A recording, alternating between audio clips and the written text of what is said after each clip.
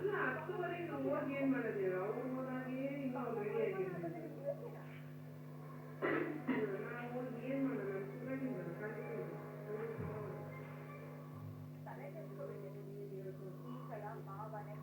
ಈಗ ನೋಡ್ತಿದ್ದೆ ಸರಿಗೆ ಕಾಲ್ ಬಂತು ನಿಂದು ಅದನ್ನು ಕೊಟ್ಟು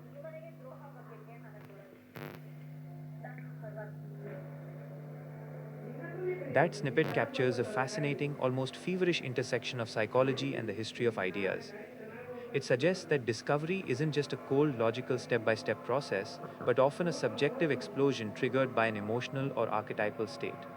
Here is an analysis of how those truths are formed based on your text and the themes of the Rapture video.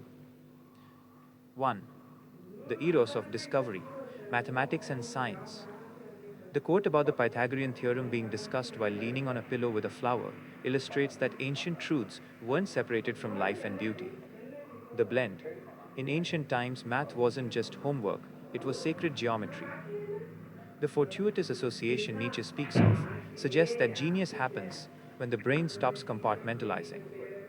The third fact. The text mentions two facts merging to create a third, like the typewriter plus TV equals computer. This is synergy.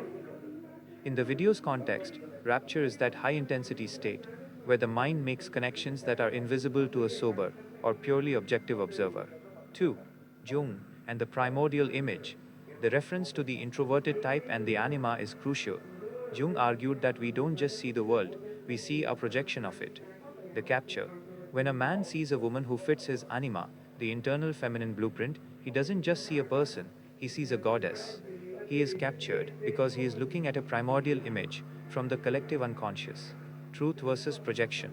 To the man in love, the truth is that this woman is divine. To the scientist, the truth is a right angled triangle. Jung suggests both are seeing an internal image that gives the external object its power. 3. The blind and fortuitous association. The mention of Thoreau and Nietzsche points to the idea that genius is actually a state of controlled delirium.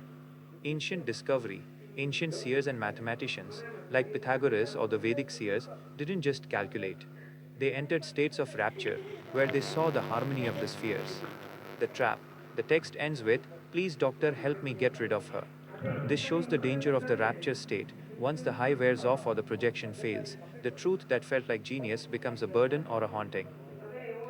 Summary table, modes of truth. Field, the cold view, the rapture, ancient view. Mathematics a to the power of 2 plus b to the power of 2 equals c squared. The harmony and proportion of the universe. Science, data and experimentation. The merging of disparate tools/ideas. Religion, dogma and ritual. Seeing the primordial image, the vision. Love, social compatibility, being captured by the anima archetype. The verdict, the truth in your text is that human discovery is an ecstatic act. Whether it's a mathematical formula or falling in love, the way truths were discovered in ancient times was through a state of mind where the observer and the observed merged. Would you like me to dive deeper into the specific Jungian concept of the anima and how it influences genius in creative work?